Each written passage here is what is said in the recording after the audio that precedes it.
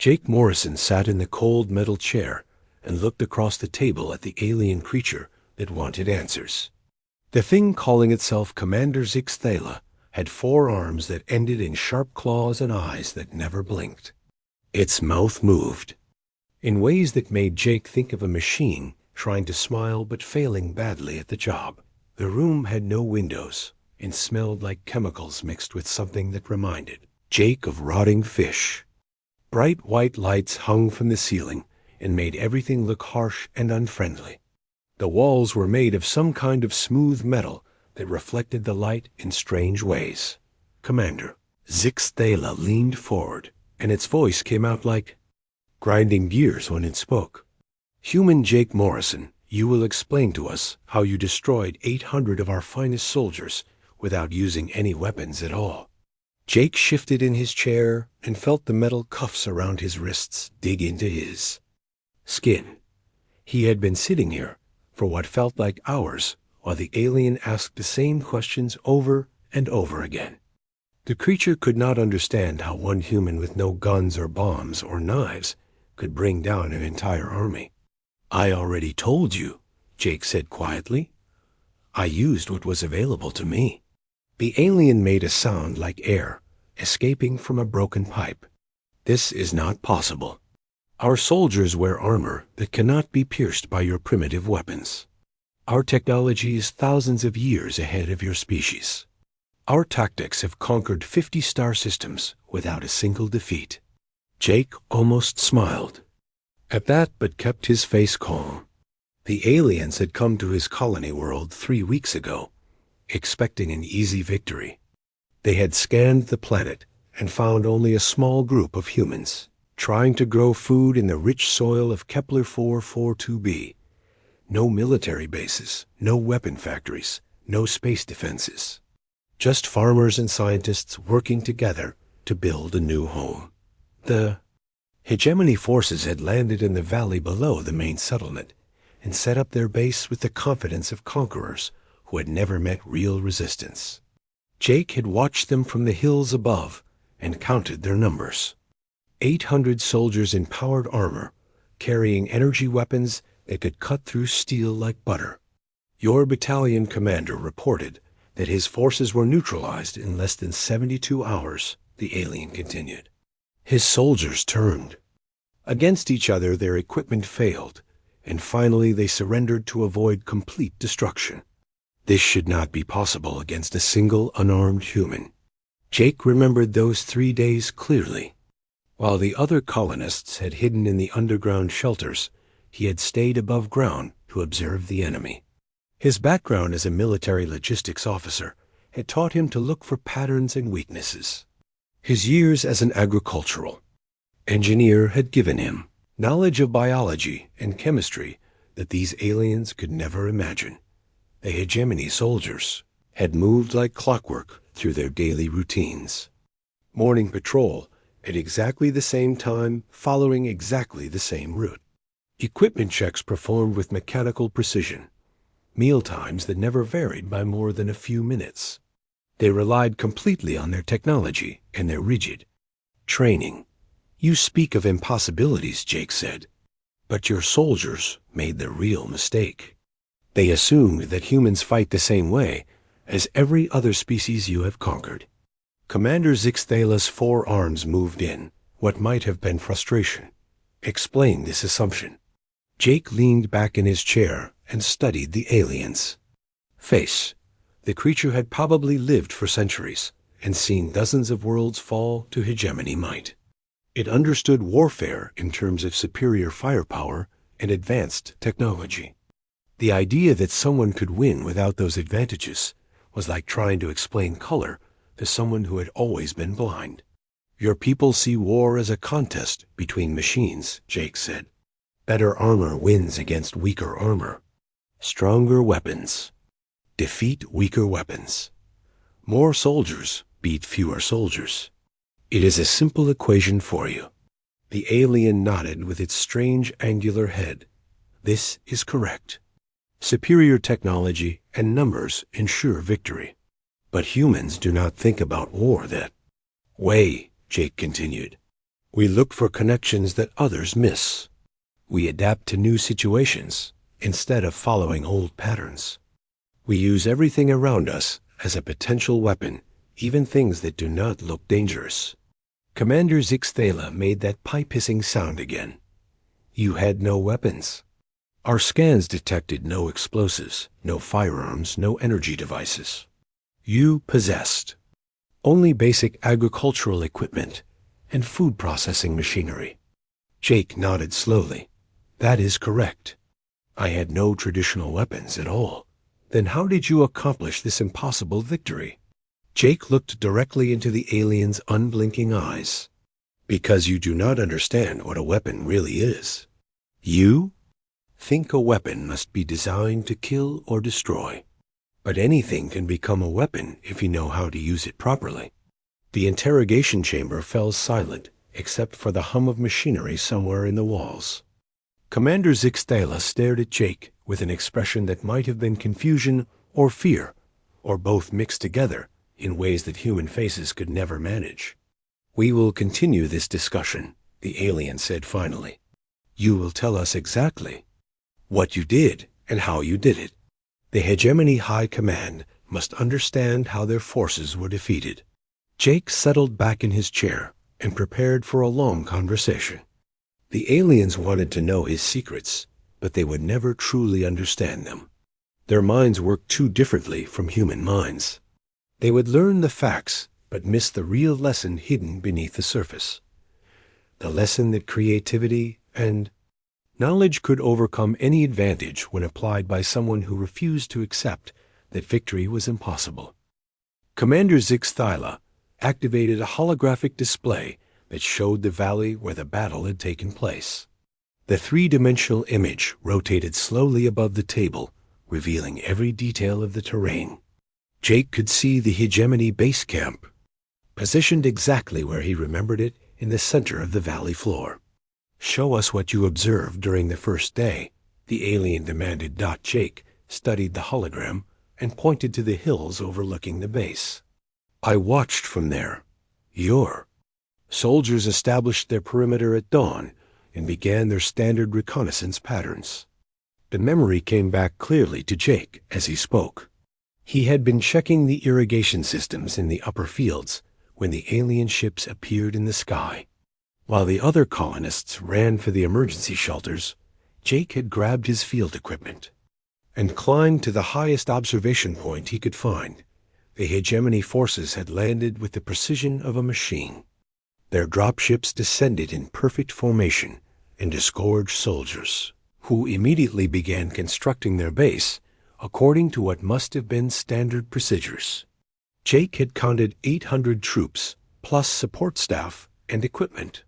Your tactical assessment was incorrect from the beginning, Jake said. You treated this like every other conquest you had made. The alien's claws clicked against the table surface. Explain this error. Jake gestured at the hologram, where tiny figures represented the alien soldiers.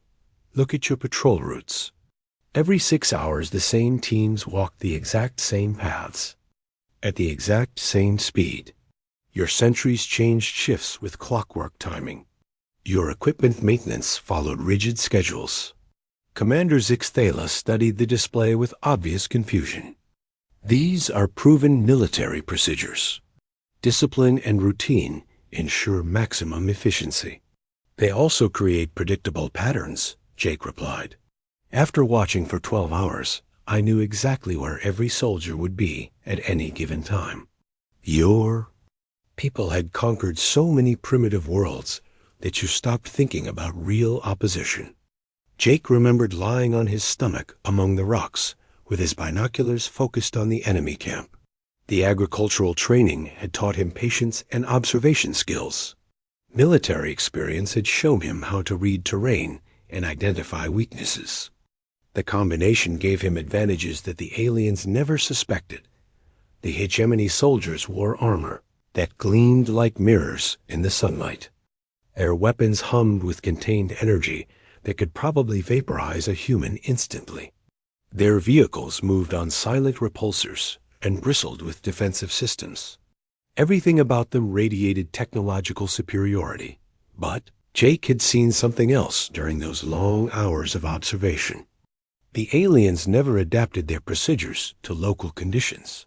They never varied their routines to account for unknown threats. They followed their protocols with the mechanical precision of robots programmed for a specific task. On the second day, I began my preparations, Jake continued. But first, I needed to understand your equipment and biology better. The hologram shifted to show Jake moving through the agricultural facility.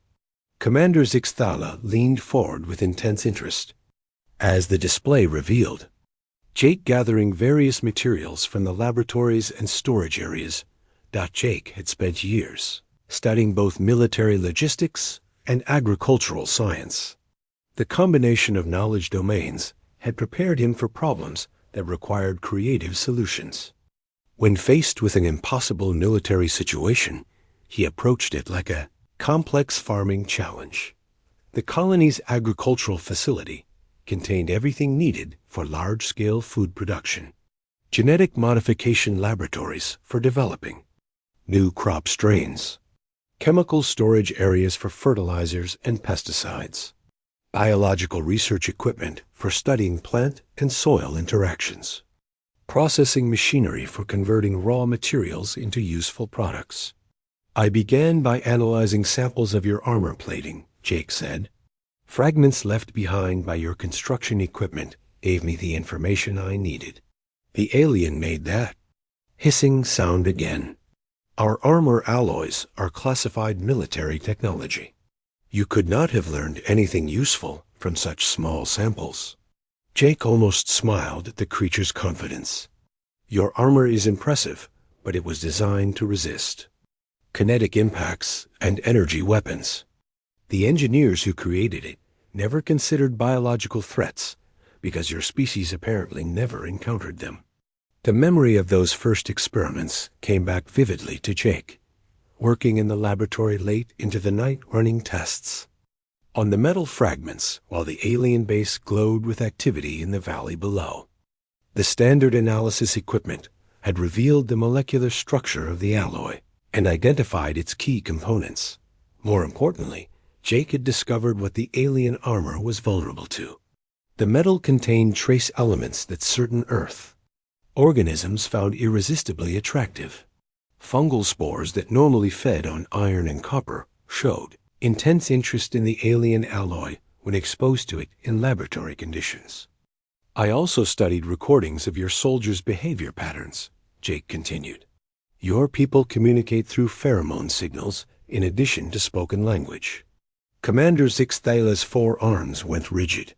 That information is not available to primitive species. Your soldiers left pheromone traces everywhere they went, Jake explained. The agricultural equipment includes chemical analysis tools for studying soil composition. I adapted them to examine the molecular signatures your people left behind. Jake had worked through the second night identifying and cataloging the complex chemical signals that the aliens used for nonverbal communication. Fear, anger, aggression, contentment all had distinct molecular markers that could be detected and potentially replicated. The breakthrough came when Jake realized that Earth insects used similar pheromone systems for territorial behavior. With some modification, he could synthesize chemicals that would trigger aggressive responses in the alien soldiers, make them see threats where none existed, turn their disciplined unity into paranoid suspicion. By the end of the second day, I had everything I needed, Jake said. Your people had given me a complete analysis of your weaknesses without realizing it. The hologram showed Jake working in the laboratory, surrounded by biological samples, chemical compounds, and genetic modification equipment. To the aliens, it probably looked like random scientific activity. They could not imagine that one human was preparing to wage biological warfare against their entire battalion. Commander Zixthala stared at the display with what might have been growing alarm. You used civilian equipment to develop military countermeasures. I used farming tools to solve a farming problem, Jake corrected. Your soldiers were an invasive species threatening my colony's ecosystem. Standard biological control methods applied perfectly to the situation. The alien fell silent for several minutes while studying the holographic recreation of Jake's preparations. Finally, it spoke in a voice that sounded less confident than before. Show us what happened on the third day. Jake nodded and prepared to explain how he had turned the valley into a trap that 800 advanced alien soldiers could not escape. The real battle was about to begin, and the aliens still had no idea what they were really facing. The holographic display changed to show Jake moving through the pre-dawn darkness, carrying several containers of what looked like ordinary agricultural supplies. Commander Zixthala watched with increasing tension as the human figure approached. The valley where 800 alien soldiers slept in their supposedly secure base. I began the biological phase at 4:30 in the morning, Jake said calmly. Your sentries were focused on watching for conventional attacks from the perimeter. They never considered threats that came from the environment itself. Jake remembered that third morning clearly. The modified fungal spores had taken 36 hours to prepare using the colony's genetic modification equipment. Each spore was smaller than a grain of pollen, but carried genetic instructions that would make it multiply rapidly. When it encountered the specific metal, alloys in hegemony armor, the first step required getting the spores into the valley's water system. Jake had studied the terrain maps and identified where the underground streams fed into the base's water supply. A simple matter of introducing the biological agents at the right points upstream. Your water purification systems were designed to filter out chemical contaminants and known biological threats, Jake explained. But they could not detect organisms that had never existed before. Commander Zixthala leaned forward with obvious alarm. You created new life forms specifically to attack our equipment. I modified existing Earth organisms to exploit a vulnerability in your technology, Jake corrected. The spores were programmed to seek out and colonize surfaces that contained the trace elements found in your armor alloys. The memory of walking through the darkness, carrying containers of what looked like ordinary fertilizer, made Jake almost smile. The alien sentries had sophisticated sensors that could detect weapons, explosives, and most forms of technology. But they had no way to identify genetically modified agricultural materials as potential threats. Jake had approached each water source with the patience of a farmer tending his crops. A few handfuls of specially treated soil introduced into each stream. The flowing water would carry the spores downstream to the base, where they would enter the filtration systems and emerge in drinking water, food preparation, and equipment cleaning. Initial colonization phase took approximately 18 hours, Jake continued. Your soldiers noticed nothing because the spores remained dormant until they detected the proper chemical signatures. The hologram showed microscopic activity as tiny organisms began attaching themselves to alien armor and equipment. Commander Zixthala watched with growing horror as the display revealed the scope of the biological invasion. Jake remembered checking his work that afternoon.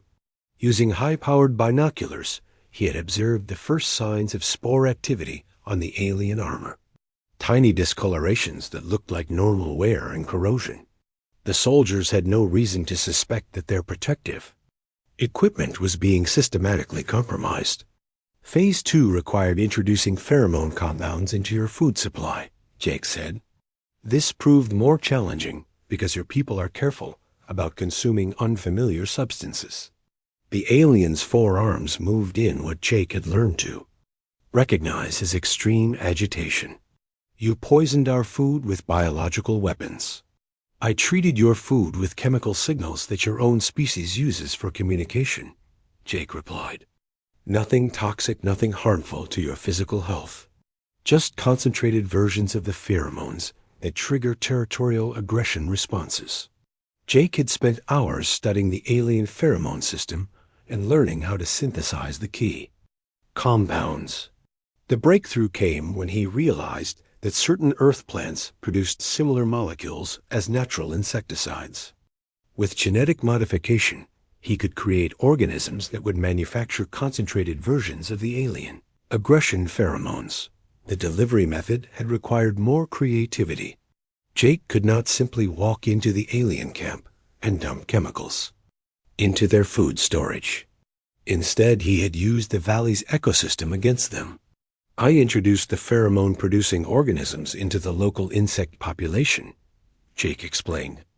Modified earth bees that would visit your base while foraging and leave trace amounts of the compounds on surfaces where your people prepared and consumed food.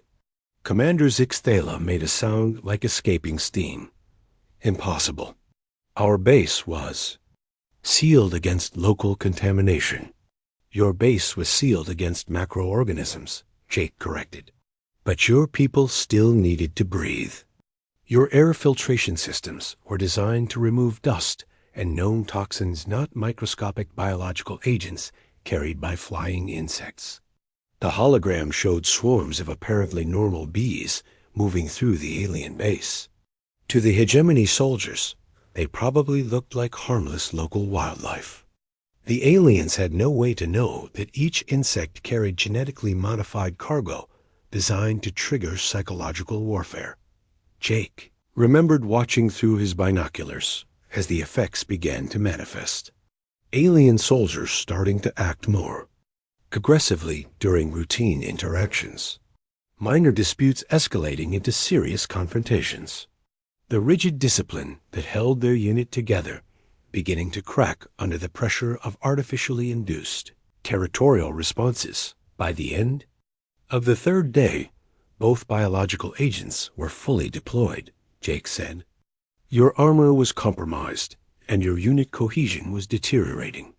But the real effects would not become apparent until the following morning. The display showed Jake returning to his observation post as darkness fell over the valley. Commander. Zixthala studied the human figure with what appeared to be a mixture of fascination and fear. You accomplished this using only civilian laboratory equipment, the alien said quietly. I used the tools available to solve the problem at hand, Jake replied. Agricultural science is essentially applied biology.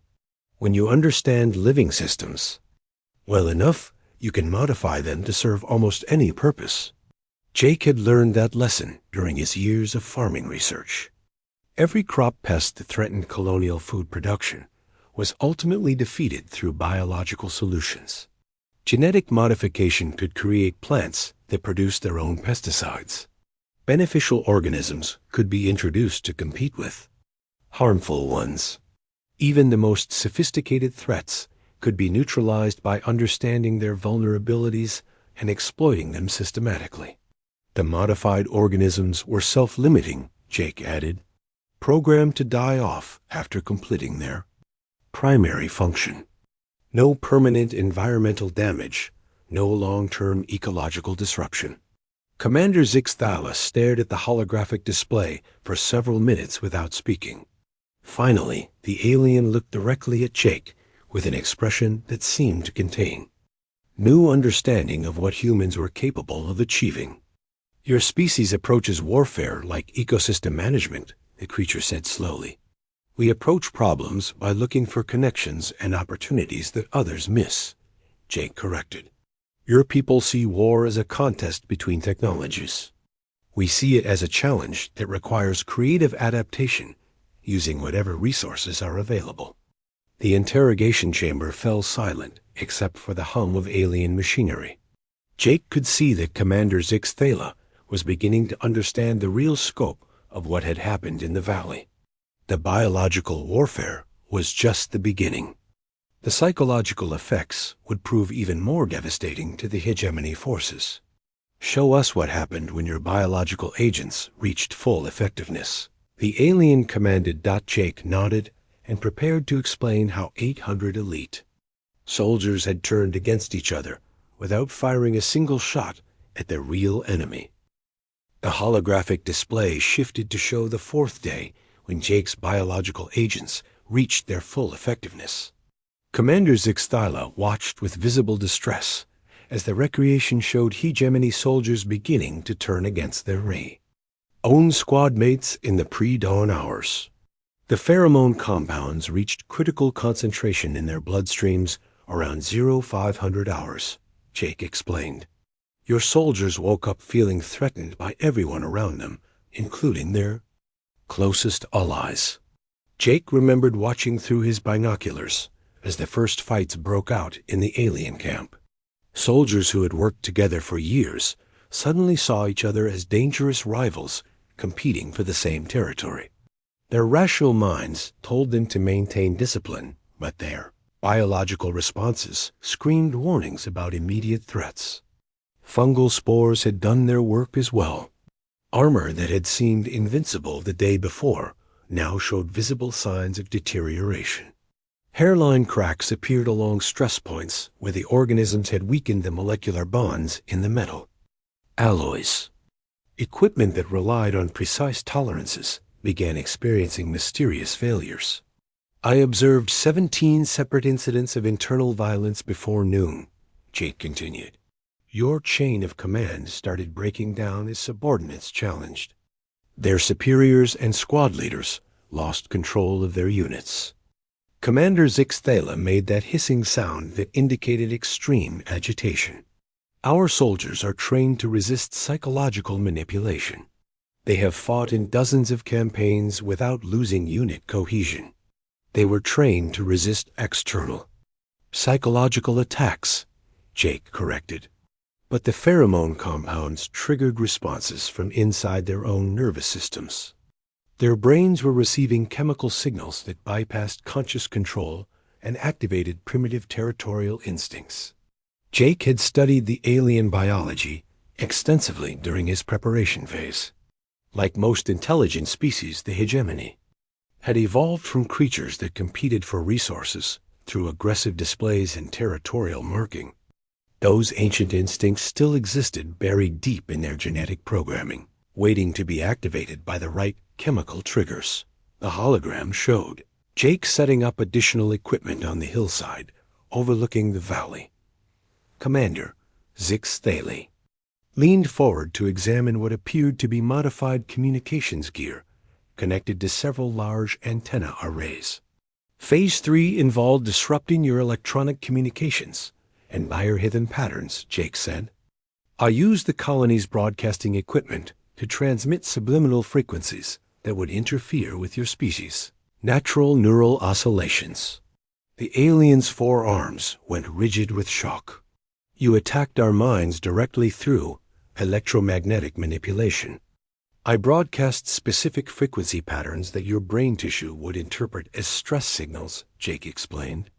Nothing that would cause permanent damage, but enough to increase anxiety levels and disrupt normal sleep cycles. Jake remembered the hours he had spent analyzing intercepted hegemony communications to understand how their nervous systems processed auditory information. The aliens used frequency ranges that humans could barely hear, but their brains were extremely sensitive to subtle variations in electromagnetic fields. The breakthrough came when Jake realized that certain combinations of radio frequencies would resonate with the alien neural tissue in ways that mimicked natural alarm pheromones. By broadcasting these signals at very low power levels, he could create a constant background of subconscious stress that would gradually wear down their psychological defenses. The transmissions were designed to remain below the threshold of all conscious perception, Jake continued. Your soldiers heard nothing unusual, but their nervous systems interpreted the signals as warnings of imminent danger from unknown sources. The holographic display showed the progressive deterioration of discipline in the alien camp. Soldiers who had been models of military precision began making mistakes and questioning orders. Equipment malfunctions increased as the armor degradation accelerated. Internal conflicts escalated from verbal arguments to physical violence. Commander Zixthyla studied the recreation with growing understanding of how completely the human had manipulated every aspect of the situation. You coordinated multiple attack vectors to create cascading system failures. I identified the key vulnerabilities in your operational structure and exploited them simultaneously, Jake replied. Biological warfare against your equipment, psychological warfare against your unit cohesion, and electromagnetic warfare against your individual mental stability. Jake had approached the problem like a complex agricultural challenge that required multiple integrated solutions. Crop pests were rarely defeated by single interventions, but rather by coordinated campaigns that attacked different aspects of life, their life cycles and behavioral patterns. The alien forces had been supremely confident in their technological advantages, but they had never faced an opponent who understood systems thinking and biological manipulation. Each separate attack vector was relatively minor, but their combined effects created a cascade of failures that overwhelmed the hegemony defense capabilities. I also began implementing physical deception operations, Jake added, creating false evidence of a much larger human force to increase the psychological pressure on your soldiers. The hologram showed Jake moving through the hills around the valley, leaving carefully placed footprints and equipment traces that suggested the presence of multiple human soldiers. Commander Zixthala watched with obvious fascination as the display revealed the scope of the deception. Campaign.Jake had used his knowledge of military reconnaissance to create false intelligence that would mislead the alien scouts. Footprints in multiple boot sizes, suggesting a squad of soldiers. Equipment caches hidden in locations where they would be discovered by routine patrols. Even simulated radio chatter using modified colony communications to suggest coordination between non-existent human units. Your reconnaissance teams began reporting contact with human forces that did not actually exist, Jake said. This increased the paranoia levels in your camp and made your soldiers more likely to interpret normal events as signs of imminent attack. The psychological warfare was proving even more effective than Jake had hoped. The combination of internal biological stress, chemical-induced aggression, subliminal electromagnetic manipulation, and false external threats was creating a perfect storm of mental breakdown in the alien ranks. Commander Zixthala stared at the holographic display in what appeared to be horrified amazement. You orchestrated the complete psychological destruction of our forces using equipment designed for civilian agriculture and communications. I used the available tools to implement proven psychological warfare techniques, Jake corrected. Fear, uncertainty, and internal conflict are more effective weapons than any technology when properly applied. The alien fell silent for several minutes while processing the implications of what it was learning. Finally, Commander Zixthala looked directly at Jake with an expression that seemed to contain both respect and terror. How many of your people were involved in this operation? The creature asked quietly. Just me, Jake replied. One agricultural engineer with basic military training and access to civilian laboratory equipment. The interrogation chamber became completely silent, except for the ambient mechanical sounds. Commander Zixthala appeared to be struggling with a concept that a single human had orchestrated such a comprehensive defeat of superior alien forces. Show us the final phase, the alien commanded. How did you achieve the actual surrender of our battalion? Jake nodded and prepared to explain how he had turned the valley itself into a weapon that 800 desperate soldiers could not escape. The holographic display showed the 5th day when the hegemony forces had reached their breaking point. Jake watched as the recreation revealed alien soldiers fighting among themselves while their equipment continued its systematic failure, and their command structure collapsed under the weight of accumulated psychological pressure. By dawn, your battalion was no longer an effective fighting force, Jake observed, but they still outnumbered me 800 to 1 and retained enough functional equipment to pose a serious threat if they managed to regain their composure. Commander Zixthala studied the chaotic scene in the hologram with what appeared to be professional horror. Elite soldiers who had conquered dozens of worlds were now barely able to maintain basic military discipline. Their armor showed visible cracks and corrosion, while their weapons sparked with electrical failures. I needed to force a final confrontation before your people could adapt to the situation, Jake continued. So I prepared to turn the valley itself into a weapon. Jake remembered the careful geological survey he had conducted during the first day of observation. The valley had been carved by ancient water flows that left the surrounding hillsides riddled with unstable rock formations. Agricultural surveys had identified several areas where the substrate was held in place only by the root systems of local vegetation. The colony's mining equipment included industrial explosives for clearing, irrigation channels, and preparing foundation sites. Jake had spent years working with controlled demolitions for agricultural development projects. The techniques for triggering landslides were essentially the same as those used for controlled excavation. I positioned shaped charges at 17 strategic points along the valley walls, Jake explained. The explosives were made from standard agricultural fertilizer and fuel using basic chemistry techniques. The alien leaned forward with intense interest as the hologram showed Jake moving through the hills during the night, carrying what looked like ordinary farming equipment. Commander Zixthala clearly understood that something devastating was about to happen to the trapped hegemony forces. Jake had calculated the charge placements with mathematical precision. The goal was not to kill the alien soldiers, but to trap them in an indefensible position where surrender would be their only rational option. Each explosive device was positioned to trigger a specific rockfall that would block escape routes, while leaving the valley floor relatively intact. The detonation sequence was timed to create a cascading failure in the geological stability, Jake said. 17 small explosions spaced 12 seconds, apart to maximize the psychological impact while ensuring controlled results. The memory of that final morning came back vividly to Jake. He had positioned himself on a ridge overlooking the valley with a direct view of the alien base.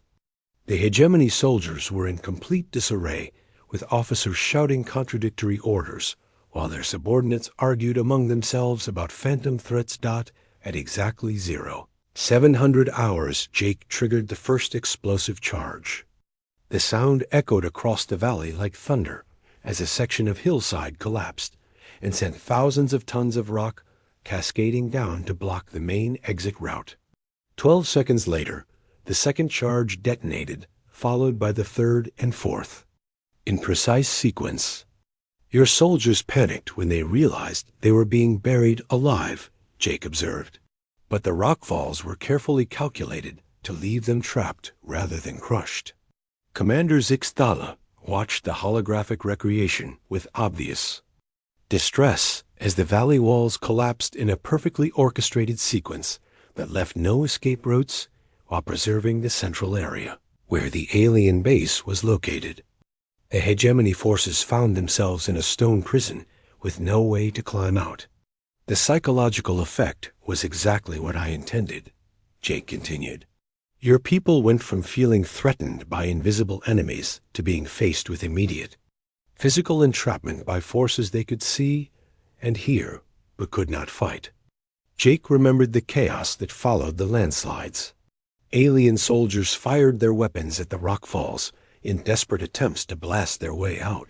Others tried to use their damaged equipment to move the massive boulders that blocked every exit.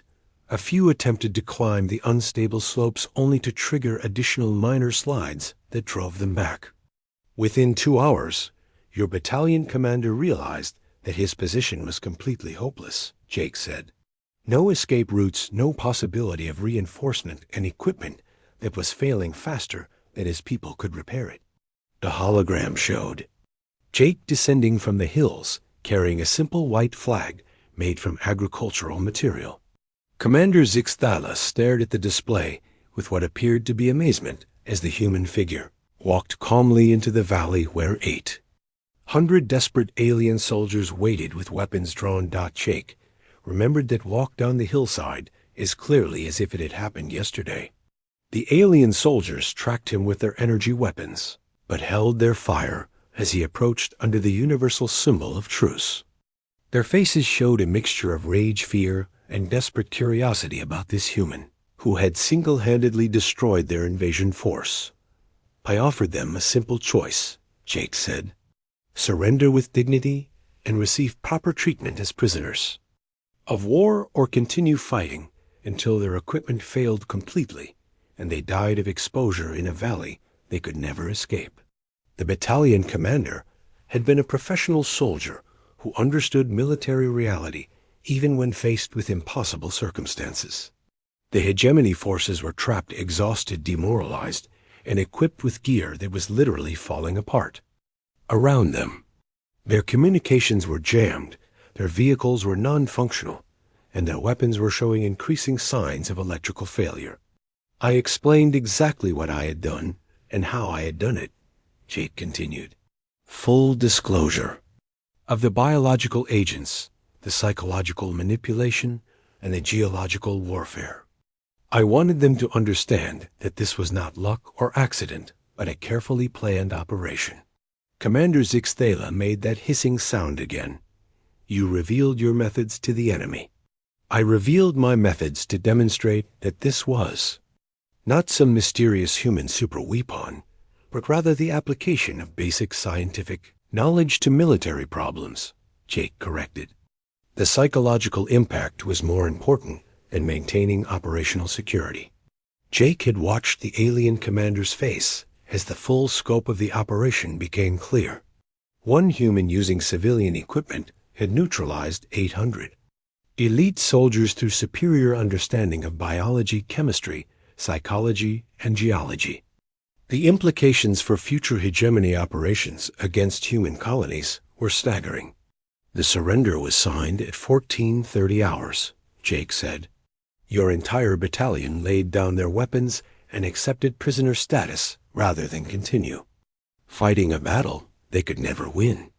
The holographic display showed the formal surrender ceremony, with alien soldiers stacking their weapons while Jake stood beside their commander in the center of the trapped valley.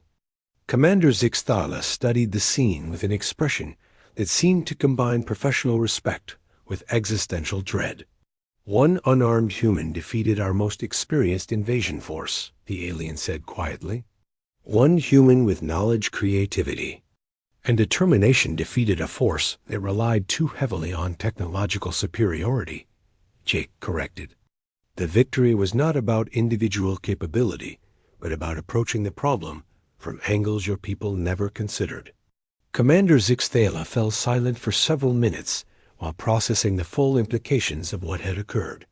Finally, the alien looked directly at Jake with what appeared to be a new understanding of what humanity represented as a potential threat to hegemony expansion plans. We must discuss the consequences of your actions, the creature said. Commander Zixthala deactivated the holographic display and leaned back in its chair. The interrogation chamber fell silent, except for the hum of alien machinery as the creature processed everything it had learned about Jake's impossible victory. Finally, the alien spoke in a voice that carried new undertones of uncertainty and fear. The implications of your success extend far beyond the defeat of a single battalion, the commander said slowly. Word of this incident has already reached the Hegemony High Command and caused significant disruption to our expansion planning. Jake remained silent and waited for the alien to continue.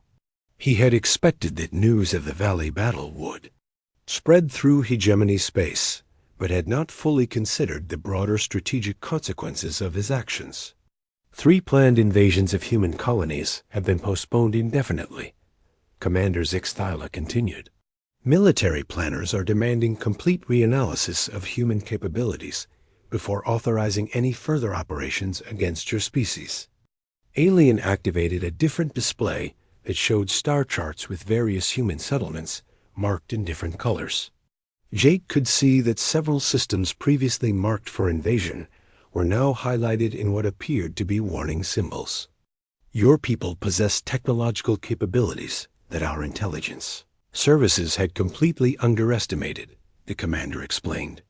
The ability to create new biological weapons using civilian equipment suggests a level of scientific sophistication that we did not detect in our preliminary surveys. Jake almost smiled at the misunderstanding, but kept his expression neutral. The aliens still thought in terms of advanced technology rather than creative problem-solving. They could not grasp that his victory had come from basic knowledge applied in unexpected ways rather than from secret human superweapons. The Hegemony War Council has classified humans as a Category 7 threat species, Commander Zixthala continued. Only 12 other civilizations in our database have received this designation. The alien paused and studied Jake with what appeared to be professional curiosity mixed with genuine apprehension. Most Category 7 species required decades of observation before we understood their true capabilities. You achieved this status through the actions of a single individual in less than 1 week. Jake finally spoke. What does Category 7 classification mean for future relations between our peoples? It means that the hegemony will not attempt conquest operations against human colonies without extensive preparation and overwhelming force superiority, the alien replied. It also means that diplomatic contact will be initiated to explore alternatives to military expansion. Commander Zixthala activated another display showing what appeared to be official hegemony documents with multiple alien signatures and seal markings. Jake could not read the text, but recognized the formal appearance of treaty negotiations. The High Command has authorized me to begin preliminary discussions regarding territorial boundaries and trade agreements, the commander explained. Your species has demonstrated that conquest would be too costly to justify the potential benefits. Jake felt a surge of satisfaction at hearing those words. His primary goal had been to protect the colony from invasion, but the unexpected result was protection for all human settlements in this region of space. One agricultural engineer with basic military training had accomplished what entire fleets might have failed to achieve.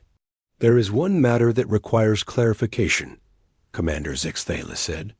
Our analysis of your methods suggests that any human colony could potentially mount similar defensive operations. Is this assessment correct? Jake considered his answer carefully.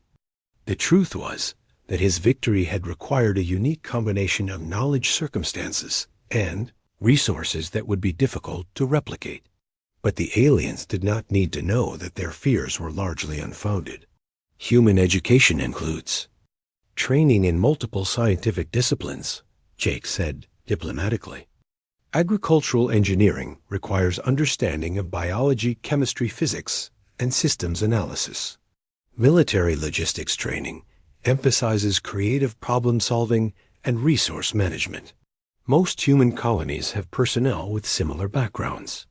The alien made that hissing sound that indicated extreme agitation.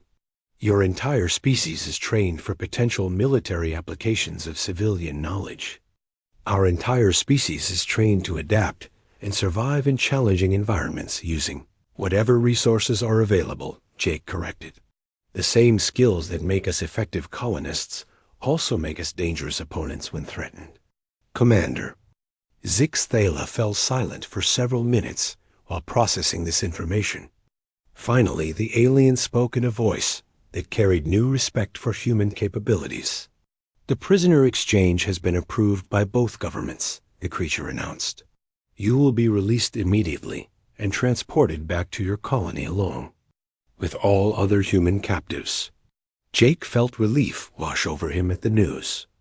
The interrogation had lasted for days, and he had begun to wonder if the aliens would ever let him return home. Now it appeared that his actions had not only saved his colony, but secured the release of everyone else who had been captured. Before you leave, there is something you should understand, Commander Zixthala continued. Your victory in the valley has become required study material at all hegemony military academies. Future officers will learn about human tactical capabilities through detailed analysis of what you accomplished.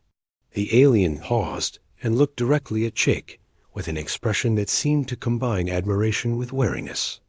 The incident has been designated as the Morrison Protocol in our official records. It serves as a warning about the dangers of underestimating species that appear technologically primitive. Jake almost laughed at the irony of having his name attached to an alien military doctrine, but managed to maintain his composure. The idea that hegemony officers would study his methods for generations to come was both flattering and slightly disturbing. "One final question," Commander Zixthala said. "If you had possessed actual military weapons and equipment, could you have achieved the same results?" Jake thought about the question seriously before answering. Traditional weapons would have allowed him to inflict casualties, but would not have created the psychological devastation that led to complete surrender. The aliens would have simply brought in reinforcements and overwhelmed him through superior numbers and firepower. "Weapons would have made the victory impossible," Jake replied. "Your people understand conventional warfare and have developed effective countermeasures. But you had no defense against creative application of civilian knowledge, because you never imagined such tactics were possible." Commander Zixthala nodded slowly, as if finally understanding the true nature of what had occurred in the valley. "You defeated us by fighting a war that we did not know we were participating in. I solved the problem using the tools and knowledge available to me," Jake said simply. "That is what humans do when faced with impossible situations." The alien stood and moved toward the door of the interrogation chamber. "You will be escorted to the transport ship within the hour.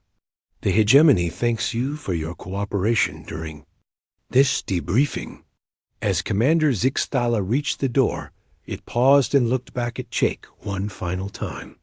"Your species is more dangerous than we initially calculated. That is not necessarily a negative assessment."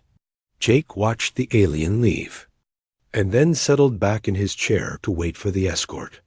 Soon he would be returning to his colony and his work in the agricultural fields. The valley where 800 alien soldiers had surrendered would be restored and prepared for planting new crops. But somewhere across the galaxy, hegemony military planners were redesigning their expansion strategies to account for the possibility that any human colony might harbor individuals capable of impossible victories. The ripples from one engineer's creative problem-solving would influence interstellar politics for decades to come. Jake Morrison had wanted only to protect his home and his fellow colonists. Instead, he had accidentally established humanity as a force that even the mighty hegemony would approach with caution and respect. Sometimes the most effective weapons were knowledge, creativity, and the simple human refusal to accept that any problem was truly unsolvable.